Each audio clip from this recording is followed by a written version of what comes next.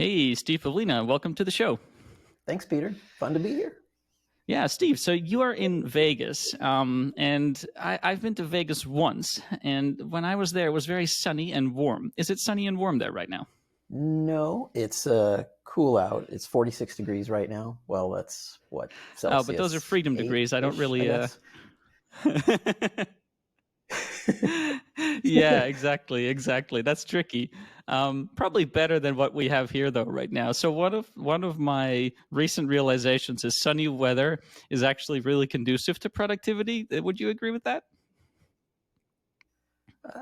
No, I probably get more done during the winter. When it's sunny, I want to go out more. Wow, lucky you. For me, because it's really dark here, so I feel lately that's been tricky. If there's a sunny day, I'm like, oh, this is going to be a good one. Oh, Um, I love the early morning hours when it's dark and it's like I'm in my office, and oftentimes I like to get an article done before the sun even comes up. So that's kind of a nice feeling. Fantastic. I'll have to work towards that. We So get like 330 days of sun here. We have plenty of that. So the dark time, when it gets dark and cool, that's like a privileged time of year. It's extra nice sometimes to have that variety.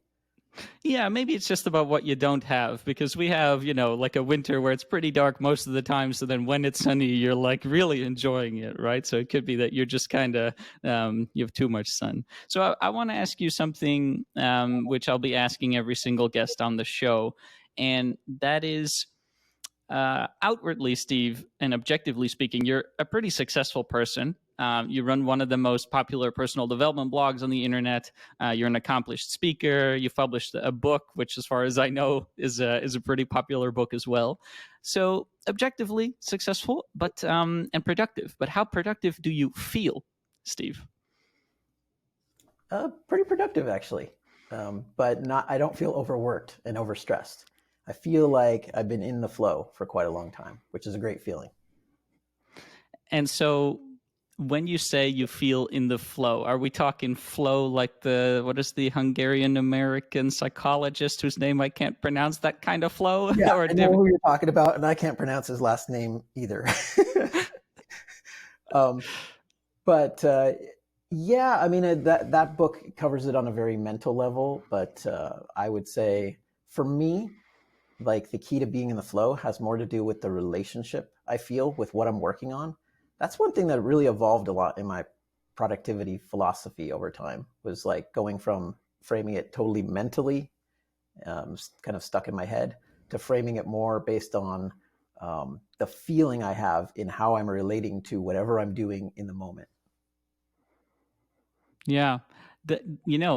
One of my students recently said productivity is all psychology. So you just made me think about that because I think a lot of people, especially people who are used to like watching maybe my videos on YouTube or something, they're often very rational, very logical. Install this app, set it up this way, use it that way. But you're kind of referring to an additional component of productivity. So if you had to say, let's say I ask you, productivity is more of a rational challenge or an emotional one? Which one of those Oh, two sides would you fall on?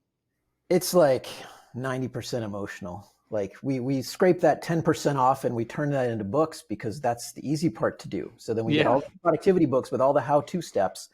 But then let me ask you this, like how often do you actually do that? Like do you actually find yourself being really productive, applying all those techniques and using all those apps?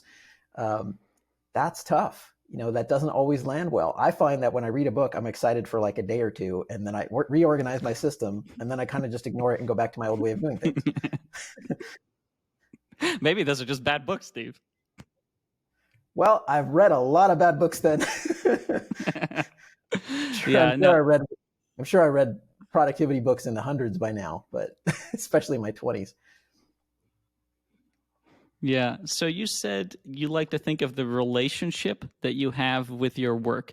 Can you explain how you realize what is your relationship to your work? Like, how are you aware of this? Because that sounds like a lens or a frame of looking at it that people may just not have thought of before. It's just like work is work.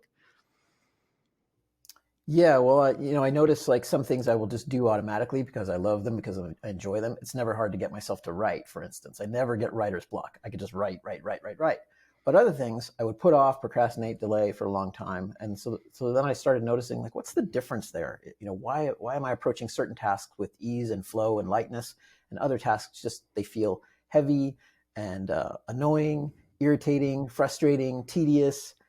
And I realized like it's all about how I'm approaching the task. It's all about the framing. I mean, any task is kind of just it's a thing to be done. Most of the tasks I do are just typing. So, so pushing buttons on a keyboard, clicking a mouse, things like that. So how complicated are they really? But it's like how we frame them mentally. There's mental work to be done, of course. But I noticed like if I approach certain tasks differently, I could take something that was in deep procrastination, like my motivation to do it on a scale of 1 to 10 was like a 2, and I could get it to like an 8, in which case, oh, now I can just flow through and do it, and it's not really that big a deal. But it has to do with just reframing how I'm approaching it. If I frame the task as like, this is something I don't want to do, I hate this, it's boring, then of course I'm going to put it off. But if I can find a way to make it interesting, playful, fun, sometimes just by changing the parameters, like ask and give myself an extra challenge. Can I do this twice as fast? Can I play some upbeat music? I often do a lot of accounting work, for instance, while listening to trance music because it gets me in a positive mood, lifts my vibe up, and then I'm feeling good about it. Or I'll do an extra, like try to do a speed challenge, see how much I can do. Or I'll just break it down into little micro steps and chip away at it. Or I'll turn it into a 30-day challenge. And just like chip away like 10 minutes a day for a month or something, and then it becomes a personal growth experience. So that's a big part of the personal growth thing, is like changing your relationships with the stuff that you resist, but you still want to get the results of it. You want to have it done. Yeah, I love that framing. I also like that you gave a couple of examples, because I can already see listeners in their head going, that sounds great, Steve, but I have lots of stuff that I have to do for my job that I don't want to do, right? So do you think that if someone has a job, they're not fully fulfilled with their job, that they can make that substantially better simply by adopting this sort of attitude that you're saying, let's see how fast I can do a certain thing, or let's put on some music or whatever?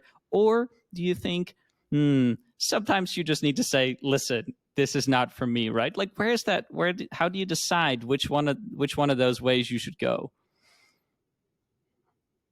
It's very much like trying to salvage a human relationship that's not working, say a marriage.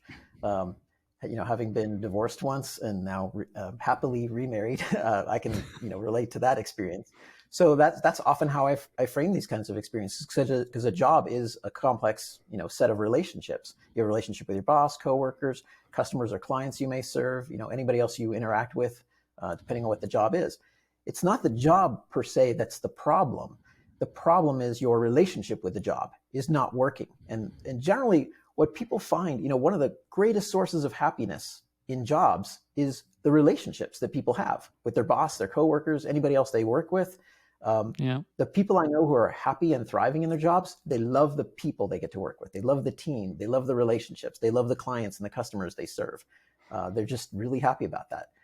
I haven't had a job working for somebody else since I was in college, but I still do work, and what makes it happy work is the relationship I have with the work, even if it's just pure mental work, like at my computer alone, or if I'm working with other people, it's the relationships with those people. If those relationships are strong, if I'm enjoying the solo work I get to do, if I'm enjoying the social work I get to do, or the social experiences, the people, then I can say I like my job.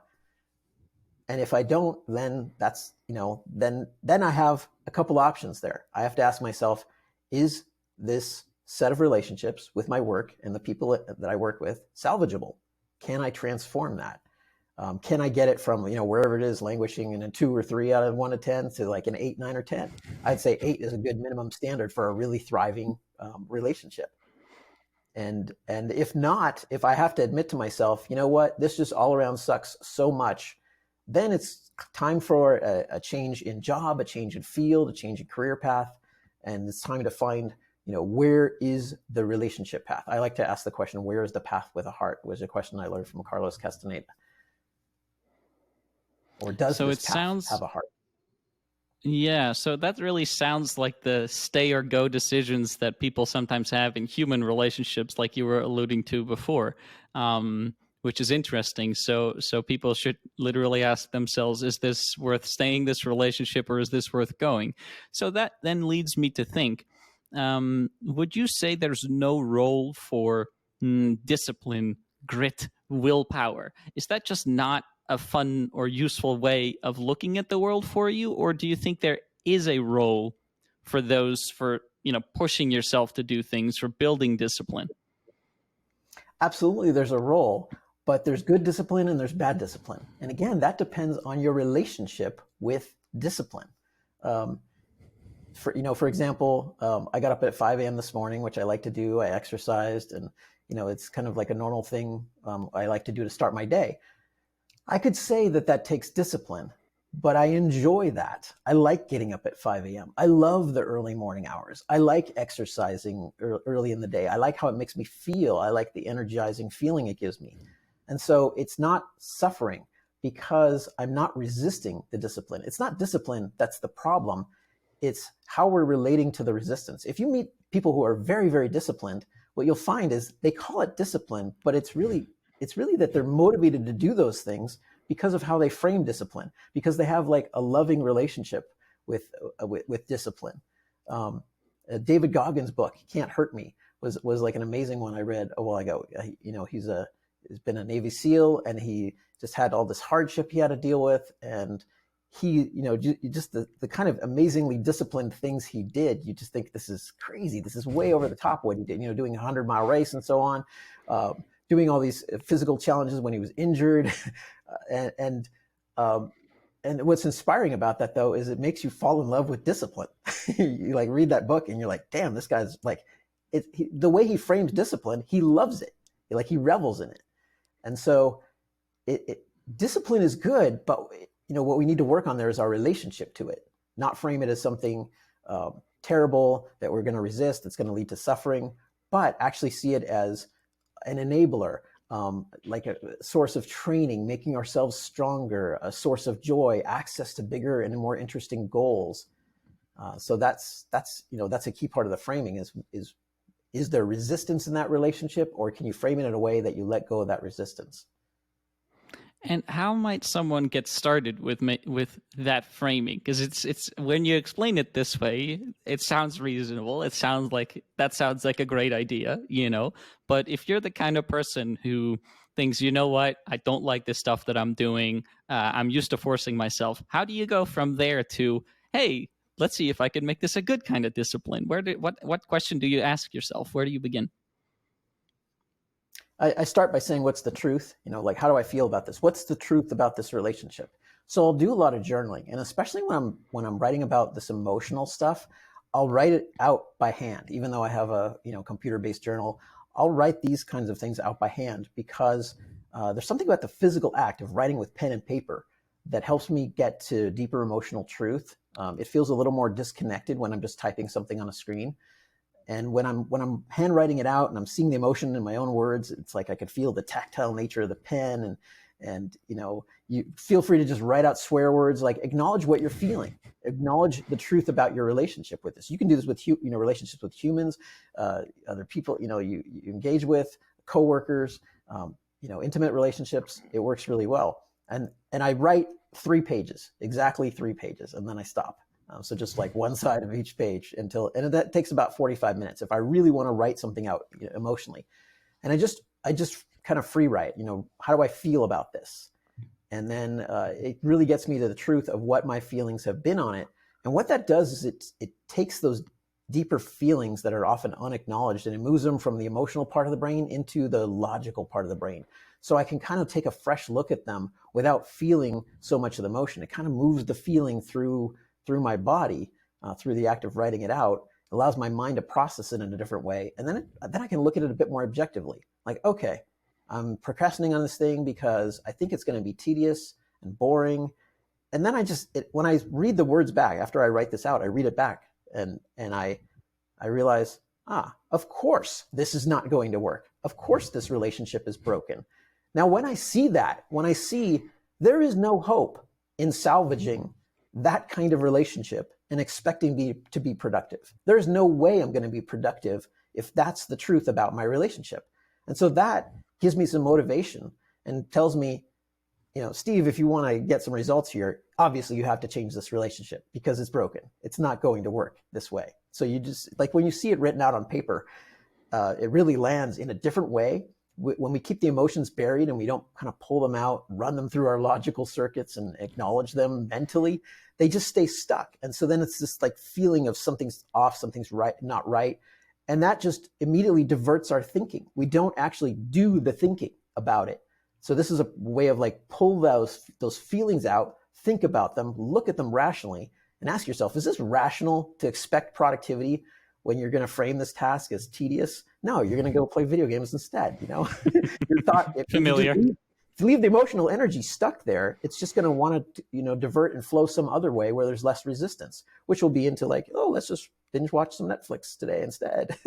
And then all your goals kind of just fall by the wayside. Yeah.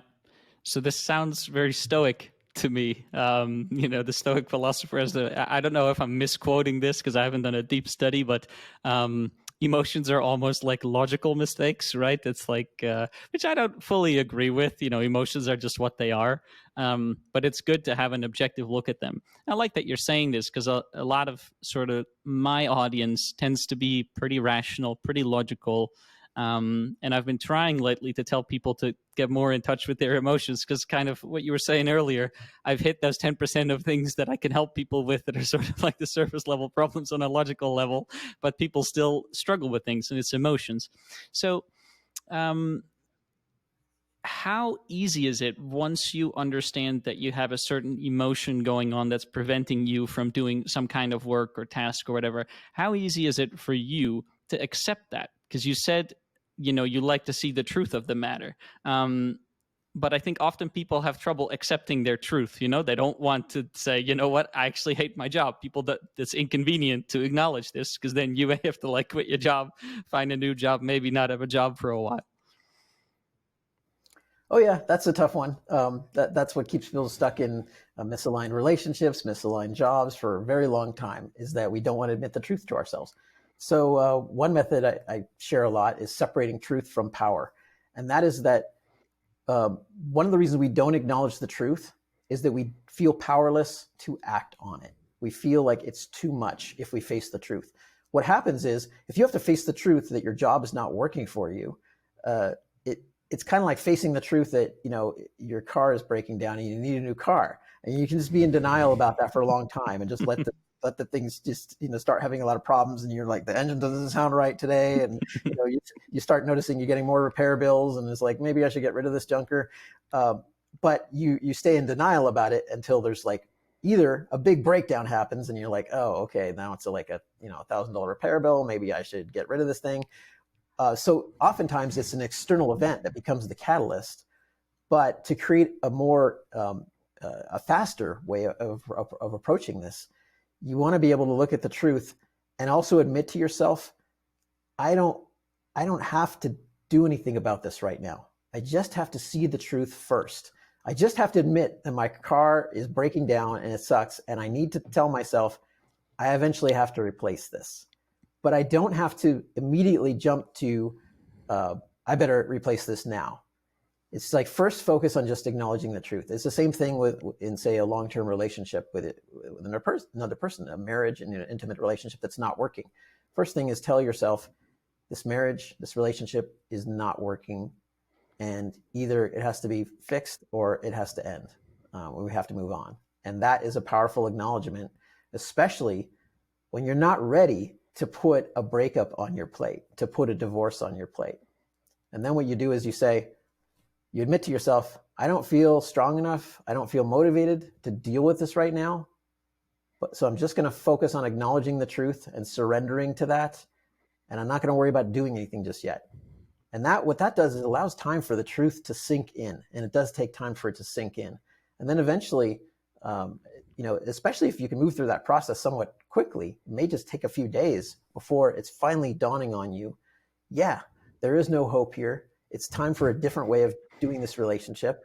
It just becomes more and more obvious. It gives your mind a little more time to process it in the background. You invite your mind, show me some alternatives. Like I like to challenge my own brain. If you think there's a solution to this, show me a solution. Solve this problem for me. And if it can't come up with a solution, maybe I should just leave that situation and go somewhere else where there are solutions. Yeah. I love this analogy you're drawing between what you call the relationship with your work and human relationships. I think one thing that people get stuck on is even if they manage to accept the reality of a bad situation. So I hate this work that I'm doing. My marriage isn't working out. um, I think people may be scared because to go away, get out of this relationship. So find different work, find a different partner, um, because they experience scarcity. And this is something that I know you've thought a lot about. People may think, I don't know if I can get a new job that pays as well as this, or like, I don't know if I can find a new partner that I'll be happier with, or something like that, right? And so I think people may really feel some fear there. Um, Now, I know that you have been working for yourself for a long time, and you seem to, enjoy what you do very much. And um, I think for other people that this confidence maybe is not there yet. I think so. People may almost look at their own situation in a biased way, right? They have a reason not to acknowledge how bad things are because they're afraid of switching. Because they're afraid of acknowledging maybe my career, that I chose the wrong career. Maybe this is not right for me. But that's unfortunate because you just spent 10 years, right, building this. So how do you then go about taking that next step where you're saying this, this is not working, but I'm worried that I cannot find something better? I think about the relationship I have with my future self. And that's a really powerful relationship in how I model reality. I'm often thinking about how can I make my future self's life better? How can I make Steve's life better 5 years from now, 10 years from now? And I've been thinking that way for many, many years. And so as a Yeah. result, I look back on the decisions I made in the past and the struggles I endured in the past. And I thank my past self for myself when I was in my 20s, when I was in my 30s, and looking back on him and the tough decisions he had to make my life better. And now I get to live a much better life than he did. And I notice like each decade in my life feels like it's getting better and better because my past self has been investing, or what he was investing in making my life better. He was making those kinds of choices. And, you mentioned earlier the idea of framing this as a Stoic philosophy. And while I'm familiar with that, that's not how I see it at all. There is the logic of working through this, but I very much see it as like it's more heart-based than head-based, but they're both important because if the heart's not aligned, the head is going to get all screwed up. We'll just be stuck in our head and we won't actually be productive. When your heart is aligned with your work, when you really enjoy your work, you love it, you care about it, then the head is just like lit up with creativity and ideas and productivity and flow. And it's easy because those thoughts happen automatically. You don't have to force yourself to be productive. That kind of mental state just goes along with a good emotional state. So I prioritize the emotional state. And one of the reasons to do that is because priorities are inherently emotional. The logical mind does not care if we're it does not care at all. That's the problem. It doesn't care about anything. So it doesn't care if you brush your teeth, 10 times a day, thinking that's productivity. It doesn't care about big goals versus little goals. It doesn't care about the difference between productive flow and busy work. It doesn't care about mindfulness versus mindlessness. It doesn't care if you're aligned with your heart or not. It just does its thinking. But the way we set priorities is that they're emotional in nature. We have to feel our way into them. We have to care about them. A computer is very logical, but without caring, it just sits there and waits for commands. And that's essentially what people do when they've, gotten out of connection with their heart, when they're just not emotionally in tune with what they want. And when you're emotionally in tune with your future self and you really care about that person, you're becoming you, and the truth lands with you that someday I'm going to be that person next week, a month from now, a year from now. Whenever you have a misaligned relationship and you don't acknowledge it and you put it off, you're punishing your future self to have to deal with it. And whenever you can solve it today, or at least chip away at it or work on it, you're giving a gift, a powerful gift to your future self. You're giving a gift of relief. You're giving a gift of transformation. You're giving your future self the ability to move on to something more interesting in life and stop dealing with this problem. I am so grateful when I look back on my past self and I see that he struggled a lot to figure out things like figuring out how to have a marriage that's really happy. That's a great source of joy in life. Figuring out how to do work that feels aligned, and contributing and kind of lights me up. Just figuring out how to be in the flow and enjoy my life. Figuring out how to have interesting friendships with people. All those were struggles in the past. They were investments. There were a lot of things to figure out, but what was motivating that was this desire to create a better life for my future self. I love that you brought up the computer, the very logic of a computer, because I'll get emails or just questions sometimes from some of my students, and they don't say it this way, but basically what they want is they want an AI who decides for them what they should work on at any given moment. And this is very fun. And there's even some productivity YouTubers who keep making predictions that, like, oh, Apple has built some machine learning capacities. In the next few years, we're going to see these machine learning capabilities in our productivity apps, in our to-do apps, and they're going to decide our schedule for us. I'm thinking it doesn't work that way. It doesn't work that way because you cannot represent your emotions to the computer, right? So you obviously you can make a list of all of your tasks, and you can give some directions on how to prioritize them, but I don't think that'll actually be useful. So I like that you emphasize the importance of going, you think you phrase it as the heart, basically feeling it with the heart. There may be, however, some listeners. I have a lot of listeners that are, they have corporate jobs, a good number of executives as well, the kind of people who their calendar is very busy all day, every day, at least during weekdays.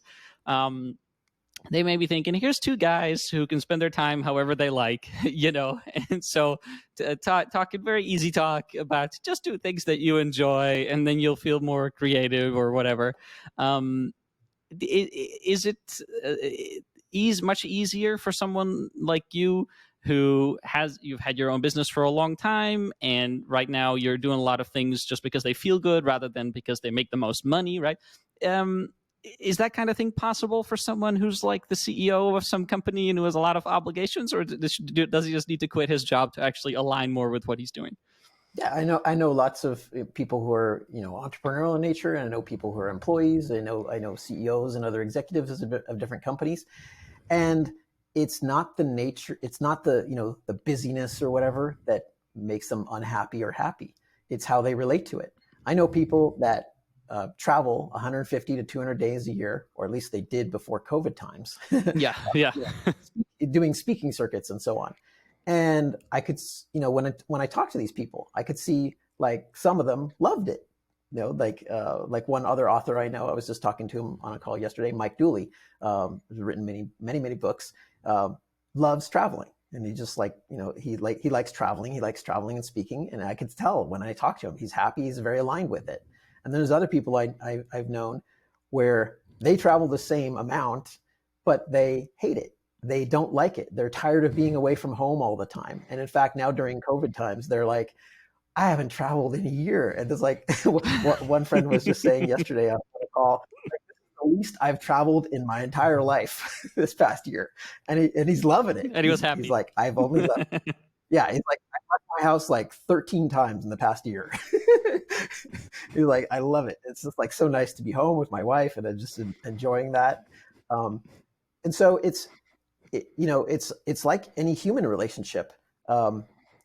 You can always say, oh, you're in a happy marriage, easy for you. And yeah, it is easy when you're in a happy marriage, but it can be difficult to get into one. But the thing is when you're in, it's easy to work at a job that you enjoy. It doesn't matter, it's a kind of a personal preference, whether you want to be an entrepreneur, work for somebody else. I only had one job in my life, working at a video game store, and I got fired from it. So after that, I was like, screw this whole having a boss thing. I'm just going to go and work for myself.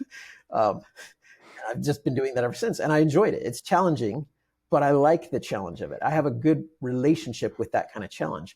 Entrepreneurship used to be kind of stressful in the first 5 years when I was trying to figure it out, but then I kind of found my footing more than 20 years ago, and I really have just been enjoying it ever since.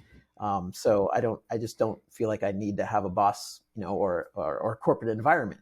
Some people I know, though, they thrive in that kind of environment. They like it. They like the corporate machinery. They want to have that structure and stability. They want to have a regular paycheck. I don't even know, what that's like. So I like the excitement of not knowing how much money I'll make. Money's not a big motivator for me, though. It's more about just the fun of the work and the flow. Yeah, I appreciate you saying that the first 5 years of business were pretty stressful for you, because I think I'm in that phase right now. So it's nice to know that there's some hope, some perspective of things getting less stressful. You also mentioned that you like the challenge, and that reminded me that you do a lot of challenges. I know you're a big fan of doing 30-day challenges. I know you recently did a 365-day challenge where you wrote a blog post every single day. And why don't we start with the 365 days of blogging for you? I think to a lot of people that sounds like, man, did he really manage to publish a blog post like every day for a whole year? Was it hard? No, it wasn't hard, because it was how I framed it. It was not meant as a discipline challenge. I've been blogging for more than 16 years now, so I already had a lot of writing experience, and I enjoy writing. So what I was choosing, the reason I chose to do that challenge is I wanted to more deeply explore my relationship with creative writing each day. I didn't create an editorial list or a big list of articles to write in advance. For the most part, each day I just kind of started in the morning and I thought, what shall I write today? Or I would ask the universe to say, what do you want me to write about today? Like, what topics are coming through? And I just sort of, get an idea and then just write it and publish it, usually before lunchtime. And that, I liked that challenge. It was difficult sometimes because I wasn't always feeling in the mood to do it, but I always knew I could get in the mood. And so it was an exploration of that relationship. It was a bigger commitment to writing a lot. I must have written like 400,000 words or so of blog posts that year, but it was, I also framed it as a gift to my future self. When I was pondering that idea, I thought, do I want to gift this to my future self? It'll make one more challenging year of my life, but then my future self will always have that memory of knowing that he spent a whole year blogging. I think I started on December 24, 2019. And since that was a leap year too, and since I also did January 1st of 2021, then it ended up being, I think, 375 days in a row of blogging. And just, so I even went a little bit more than the year and just, checked it off. And it was a leap year too. So there's 360 days in the year. And then, now I'm that future self. And now I have the memory of having done that. And I'm like, wow, that's an experience nobody can ever take away from me. Like, that's a gift that my past self from just a little over a year ago gave me. He decided to make that commitment because he thought it would enhance my life. And so now I look back on him and I'm like, thank you, late 2019, Steve, for deciding that, because now my life has that gift of I can always say, like, I blogged every day for a year, and I remember what that was like. And so now, what does that do for me? It makes every other kind of creative task seem easy. Like, it's like, if you can do that, then what else can you do? It's like, I never need to make an excuse like, oh, I can't blog. I'm like, wait a minute. You remember you did it every day for a year. So there's, it gave me a lot of different ways to interact with blogging, what I could write about, how I would write about certain topics. And it was certainly a timely year to do that challenge. 2020 there was plenty to write about. I'll tell you that. And also a good, you're spending a lot of time at home, plenty of time to write. So I definitely see that. No, I did that a few years ago, blogging every day for a year. And it really resonates with me what you're saying, that especially the bit about now, whenever you don't feel like writing, you're like, hey, that's no problem. Like, I've conquered that particular problem. I know I can do it. So I get a lot of people telling me they want to build habits, and recently more so because it's the start of a new year, and that's when a lot of people start thinking about these things. What are going to be my new habits for 2021? And I'll get people that are very excited, and they're like, I'm going to meditate every day this year, and then they get a little demotivated after a few days. So what will you say to someone who thinks, oh, that sounds amazing, I don't think I can do this? Maybe around day 5, we're faltering. They're deciding, should I quit this challenge? Should I keep going? What can someone who's in that position tell themselves to make it a little bit more likely that they keep going and finish the challenge?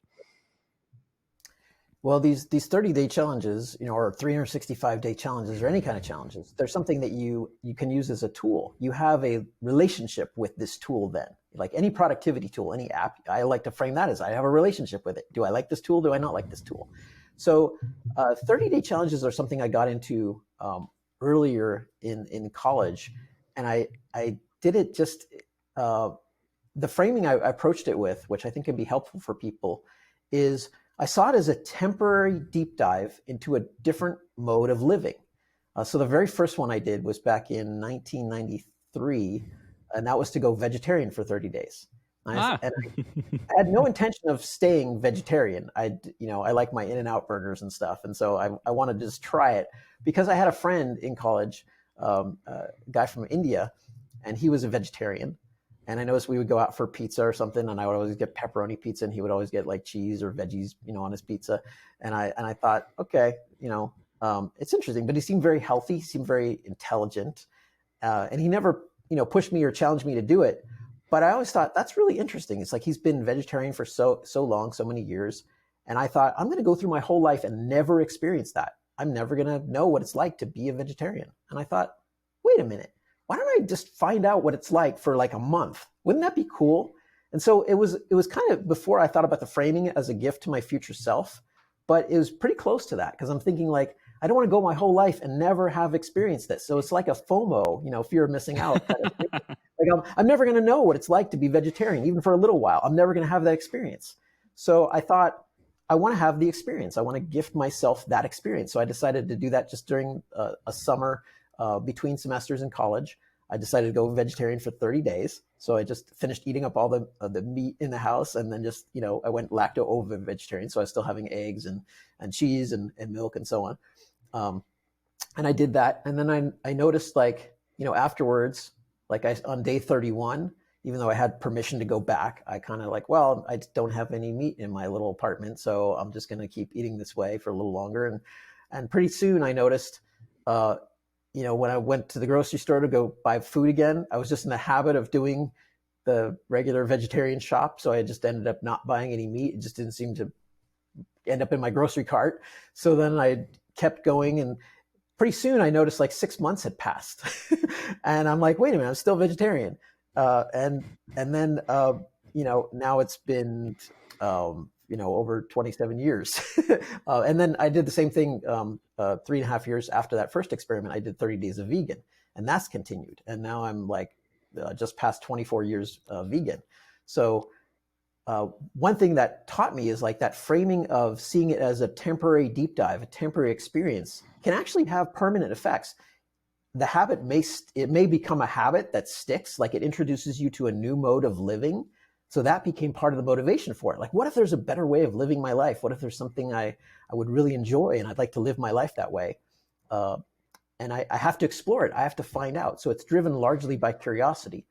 So then the relationship with the tool became one of like, this is a powerful tool for self-discovery.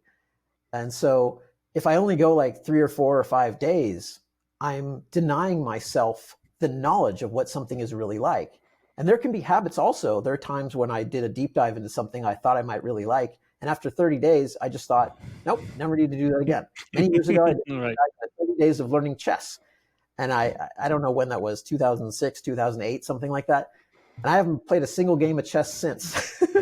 um, but I'm glad I did it because I was always tempted, when I want to get into chess with that. And I wanted to get into it for 1 month of my life. And I'm happy to check that off, that I did it for a month and played a lot of games during that time and learned a little bit about it. And then I don't need to revisit it. I just have totally lost interest afterwards. Yeah. So it's I a love. long-term training tool that you practice with. And Hmm. that's the framing. So if you make it only 3 days and fail, you get back on the horse and you try it again. You approach it differently. You learn something from every failure. This year, I'm doing a 365-day challenge of eating 100% raw foods. And the first time I tried eating raw foods just for 30 days, I tried that in 1997. I only made it 3 days, and I gave up and quit. I I was only eating like 500 calories a day. I was trying to do it based on all vegetables, and I was just not getting enough calories. It was not working. I was ignorant. I didn't know. So it's okay if you fail, but then it's a learning experience. And so like to transfer, I've already done like 6 months raw before, many years ago. So doing a year is not that big of a challenge per se. I actually find it pretty easy, because of practicing and using this tool to build my way up. Yeah. And I think raw food for you should be easy because I know you did a water fasting experience at some point too for like, was it 40 days or something? So if you can only drink water for 40 days, then eating raw food should be easy. Yep, that was a few years ago. Doing 40 days of just water fasting. I was originally going to set out to do 30, and I was doing daily YouTube videos. So on my YouTube channel, those videos are still online. In fact, they're it shows me like shrinking over time as I'm Yeah, you losing. get skinnier every day. I lost like 33 pounds doing it, I think, and then just and then I did so I did videos every day from day 1 to 30, and then I decided I can keep going, and I did an extra 10 days and then capped it at day 40. And then the day 40 video was actually the most popular YouTube video I did, which was just kind of a recap of what it was like to go 40 days without food. It has over 100,000 views. um, so I found that interesting that people cared that much about it. Yeah. I love that you framed a 30-day challenge or however many day challenge almost like with FOMO, like you were saying, right? You just want to find out, like, what is it like to do this? So that's something I've been thinking when it comes to getting up really early. Because you mentioned that you get up at 5 or something, and there's this book called the 5 a.m. Club, which sounds extremely obnoxious to me because it sounds to me like you must get up at 5. Sometimes people present getting up early like you have to do this. If you will not do this, you're not as productive as you can be, and I really don't like that framing. But I recognize myself in what you're saying. I am kind of curious, like what would happen to me. Right now I just dismiss it. I'm like, I don't want to get up before 8 in the morning. But I actually have no data to go on. Right, I have no data to go on. I don't know if that would make my life better. It very well might. So it's almost not fair to judge before you try it. So I think that's really something for people to keep in mind when they're deciding, should I go ahead with this new habit or not? Is, do you want some good data or do you not want some good data? If you're only 4 days in, you're probably not making a proper evaluation, whatever it is. Meditating for 30 days, not drinking coffee for 30 days, could be all kinds of things. A lot of these things take some time to go through. And It's what, interesting you frame it as it's interesting you frame it as like collecting data. That's like such a mental way of framing it. I think of it as like, does this make me happier? Like, does this create a better life? Do I enjoy my life more? I struggled for years trying to get up at 5 a.m. That was one of my most difficult habits to finally install. I think I finally locked that in sometime in my 30s, and I think the reason I struggled for so much is I read these books and on productivity, and it showed how they talked about how all these successful people are early risers, and so you should be an early riser too. And with that framing, I could never get it to stick because I didn't like getting up early. I get up and be all tired and groggy. And what finally made it stick, what finally especially stick long term, was experimenting with a more playful attitude and trying to decide which does make my life better. Do I like sleeping in late? Do I like how I feel, not just about the morning, but about the whole day, about my morning routine? There were, in my 20s, actually like late teens, early 20s, I used to sleep past noon a lot of the time. I wouldn't go to bed till like 7 a.m. sometimes. And I had an interesting relationship with that kind of sleeping, habit at the time. But then as I got older, that sort of thing, sleeping in late felt very misaligned. I felt like I was behind on my day if I didn't get out of bed till like 8 a.m. or something. Because I noticed I'd be more sluggish and I would just like kind of go through my morning really slowly. I might not even get into any work till like 10, 11 a.m.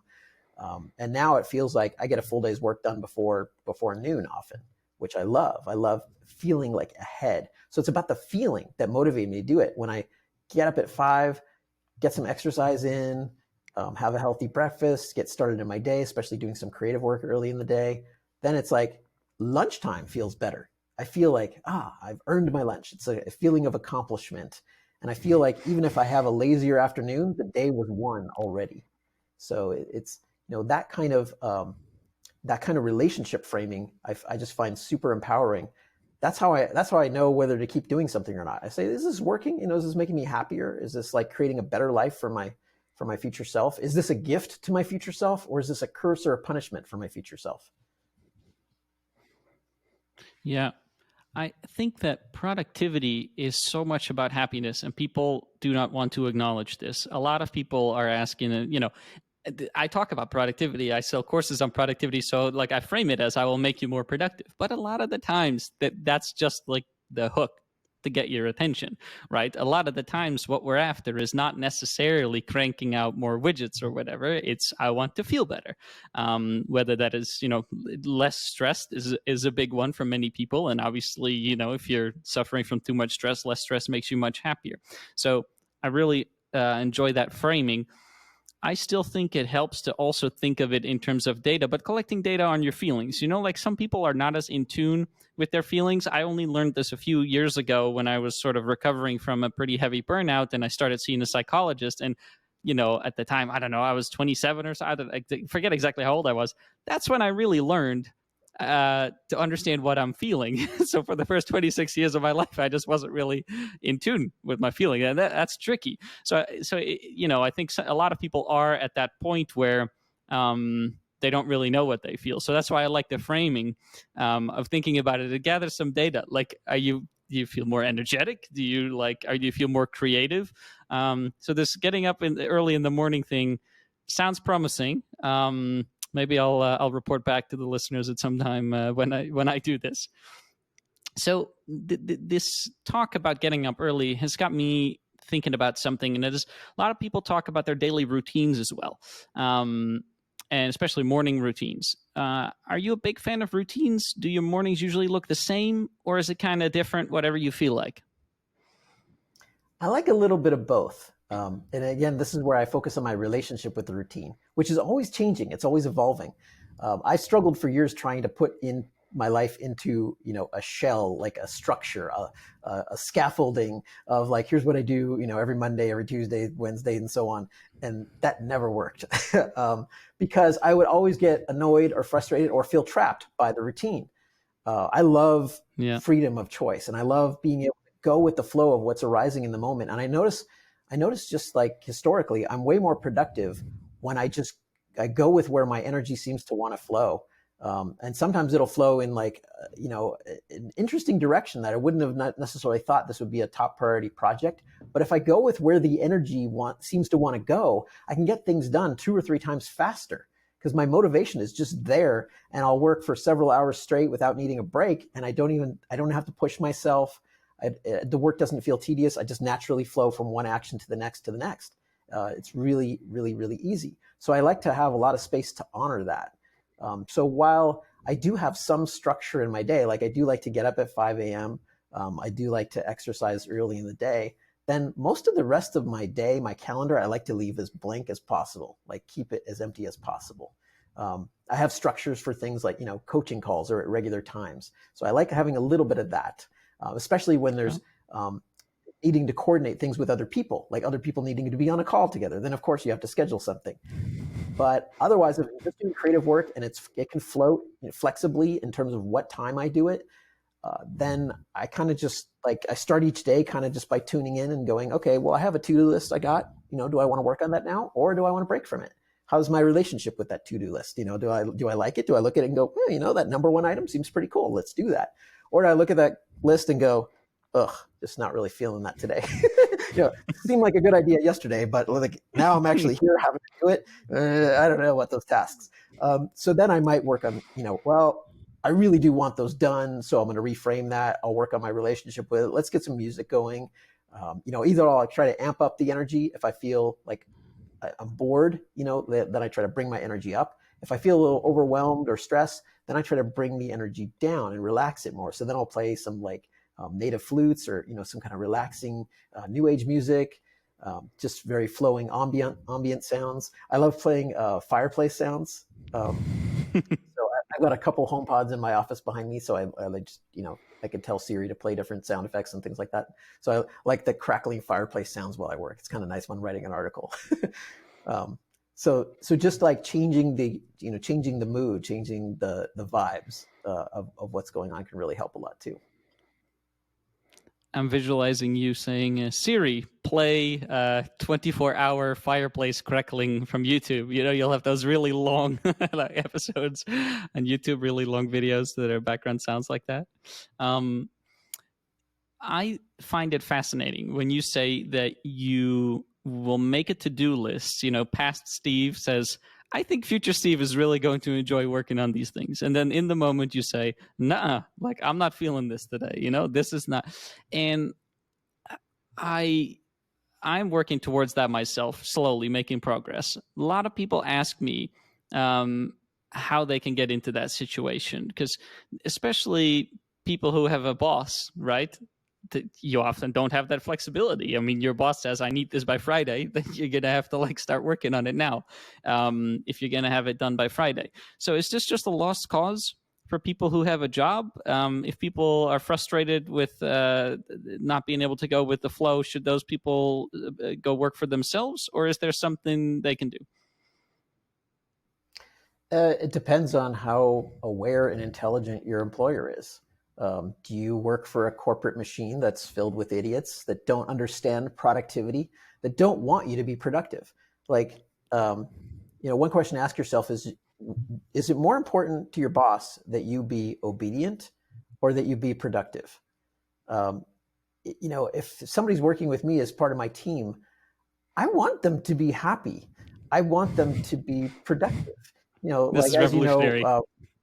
I mean, as you know, my wife Rochelle and I, we work together each day in the business. And do I want her to suffer? No, she'll have many lazy days in the business and stuff, but she gets stuff done. Like the newsletters that she does, they always go out on time, and she does things. But I give her lots of freedom to do that, and it's not like she's an employee or anything. We work together on a team, and we focus on the purpose and the meaning and why we're doing certain things. There are a lot of people who are like that in the world of work. There are a lot of businesses who choose those kinds of models. They care about productivity. They want to have a team that enjoys themselves. Some companies prioritize fun. In my business, the profit is not the most important thing. It's more about purpose and meaning and enjoyment and flow and fulfillment and fun and creativity. You want to have a decent income for sustainability, so you can sustain the happiness and the flow. And so you want to have a good relationship with your income too, but you don't want it to be like your slave driver. And if you go to work for a company that just is totally misaligned with that kind of productivity, where you have no ability to be autonomous in your choices and making intelligent choices about what's right and what needs to be done. If you're not aligned with the way your boss relates to you, and you cannot transform that relationship, you feel powerless to do so, then why the hell did you choose that? Why do you want to invest your life in that? I mean, that is a tremendous curse you're giving to your future self. You're basically telling your future self, I want you to have a terrible life. I want you to suffer. I mean, what are you, some kind of masochist? Why would you stay in that kind of situation? Like, how much fear do you have to have not to think like, maybe I should leave sometime in the next, year, 5 years, 10 years, because surely with the remaining decades of my life, I could figure out something better than this garbage that I'm dealing with. I mean, it's a choice. It's a choice to step up and grow into a relationship with work that's meaningful and fulfilling for you. I mean, would you really want to spend decades of your life working in a misaligned job where every day is like suffering and resistance to go to work? That's going to take a toll on your health. I mean, that's like your whole life. Then what? You retire and die. And now the worst thing here is that you're cursing your future self with having to have all those memories instead of memories of working on fulfilling projects and meaningful creative accomplishments and achievements that really sit well with you. Like I feel really proud of having written a book and had it, published, and it's been, translated in more than a dozen languages around the world. That is meaningful for me. That's something that I always get to have. I'm always a published author. That never gets to be taken away from me. Writing 1,700 plus articles for my website. It's a lot of writing, millions of words, but it feels meaningful. It feels like all that is still online. That can outlive me. That's like a legacy. It's a gift. It's a gift not just to my future self, but it's also a gift to humanity. That's the memory I get when I look back on the past like 16 years I've been working in this field. I just have lots and lots of beautiful memories connecting with people, meeting with people one-on-one, talking about their personal growth journeys and what they gained from doing this kind of work. That is powerful. And I love that. And I just want to keep racking up more of those kinds of memories. But what's the alternative? I look back on my life and I see, like, I worked for a boss I didn't like. I went to work stressed. I didn't have the authority or the autonomy to do the work the way I really wanted. I focused on being obedient. I focused on my fear of getting fired for rocking the boat. I didn't create any real transformation in the world. I didn't create any legacy other than I just was I was a cog in a machine that's not a gift to other human beings going forward either. I'm not helping to transform the world of work. I'm just being a cog. I'm being too passive. I die and I'm filled with regrets. That's not for me. I mean, Yeah. that emotional thing, you notice that? That's not just logical. You have to feel the truth of that. When that sinks in, you go, screw this, I quit. And then go do something more aligned with your life. Life is way too precious to just waste on showing up to a misaligned job. Teach the employers of the world that creating those kinds of jobs is stupid. It sucks. Stop doing it. Create jobs that are meaningful and purposeful, where people have a chance to really thrive and to be truly productive and creative, not to just, be obedient and just do this really boring work. We should be, using our creativity to just outsource all that really boring stuff to AI as much as we can. And we're doing that. And realize, like, if you're in that kind of job, that's coming for you anyway, because humans aren't going to want to do that job forever. There's too many more creative opportunities, and AI is going to just push us up into the more creative realm. I love your focus on the ability that people have to change, and also to dream big. I think a lot of people will get stuck on feeling helpless, or they think it's normal, to be in a work situation where they're doing work that they don't like. Whereas the image that you're sketching is very much a positive one where people can take action, right? I'm reminded of some companies. For example, I know the people, what are they called? The company that makes the software Basecamp, like with David Heinemeier Hansson and stuff. And it sounds very similar to some things that he and his what is it, Jason Fried, I think is the other guy who runs the company, that they talk about, where they're like, it's not all about money. We don't expect you to answer emails within 10 seconds, like we want to give you space. So there are companies out there. So even if you don't want to have your own business, there's still options for people, and I find that a very hopeful message. Okay, there's kind of two more things I wanted to ask you, Steve. One is, I'm very curious. You sometimes work on big projects. So recently you created a course called Stature, for example, which is a sizable course, a lot of materials in there. When you are working on a big project, do your days look materially different than when you're not working on a big project? Yeah. I like having different, like, creative flows throughout the year. I don't like it to be the same week after week. So sometimes I'm working on a big project, and sometimes I'm working on smaller projects. Sometimes I'm taking more personal time.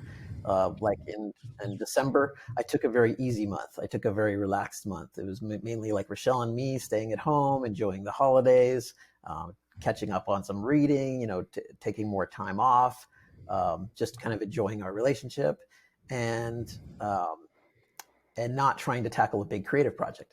But then I do have like February and March this year coming up soon. I'll be doing another deep dive, course, and so the creative flow there is very different. But I still focus so much on the relationship I have with the work, with creating doing a bigger course, a bigger project. I struggled for a number of years trying to get into the mode of doing courses, and I never quite understood in the beginning, like, how come I can just crank out all these blog posts and write that so easily, but when I try to do a bigger creative work, it's like a slog.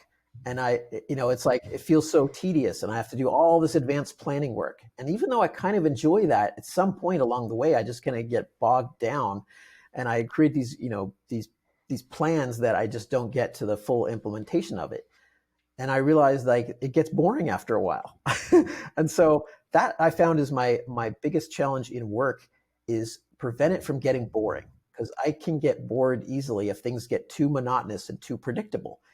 And so I found that to really be productive with, say, doing a larger creative work, I have to approach it in a way that feels really fascinating and interesting and fun to me.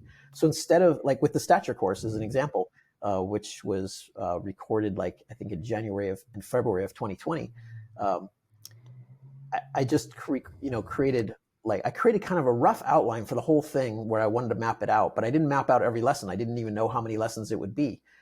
And then each day I just kind of tuned in and thought, what do I want to, what's next? Like, what do I want to create today? And where does the course's energy want to flow next? And I just did that from lesson 1 all the way up to lesson 65. And it just felt like eventually it got to the point where I covered everything I wanted to cover, and it was all woven together in this beautiful tapestry, just like from beginning to end. But I didn't know where it was going to go when I first started. I didn't know exactly what subtopics would be covered. I had some ideas, but that made the journey really fun because it was a process of discovery for me. What's boring, I realize, is when the work is so predictable. Like, I've mapped out every lesson, and now I got to do like 65 recordings, and they're just all mapped out, and all I'm doing is just talking through them. And they're like, oh no. I feel I you. want to I have feel that you. day. So even when recording the lessons, they're not scripted word for word. I would make kind of a rough outline for it, and I'd outline it in the morning and often record it either later that morning or that afternoon and publish it that same day. So the lessons were published, generally speaking, the same day I started designing them. Like, oftentimes I would start a day and I would not know what lesson I was going to do that day. I just come up with the idea, outline it, go record it, edit it, publish it, and then there it is. And so that was like part of the process. And another key piece was making it social. So having people give me feedback as we were going along. So as the course is being developed with the early people who signed up for it, they get to share feedback and ask other questions, or say, I really love this lesson, or I love the humor you put in this one. So I take that all as input, and it helps me come up with new ideas for different lessons, because it's all focused on, like, the relationships then with the actual customers going through the course, the people who are going to be learning from this material. That makes it more fun. That helps it stay less boring. That's what one thing that really helps with that productive relationship is I launch the course before I create it. And then I co-create it with the people who are the most enthusiastic and the most trusting of me, because they sign up first before it's even been created. They're willing to buy it sight unseen. And I make a launch video describing it and sharing what I'm going to do. And now there's a bit of a track record, so there's more trust, and people who love the previous courses, now they can go, like, I want to be part of the first group that goes through the next course. So there's some excitement about that. And what does that do? It uplifts me. It makes me more motivated to do these lessons, because now I'm doing them for real people. I'm not just recording them, in the dark all by myself. Even when I'm in my video studio doing the recordings, I'm feeling the energy of the people who will be listening to it that same day. That's really empowering for me. So notice, like, the big picture pattern here. It's all about finding where the energy is, the passion is, the excitement, the flow, the fun, the love, the connection. There's so many ways to approach that.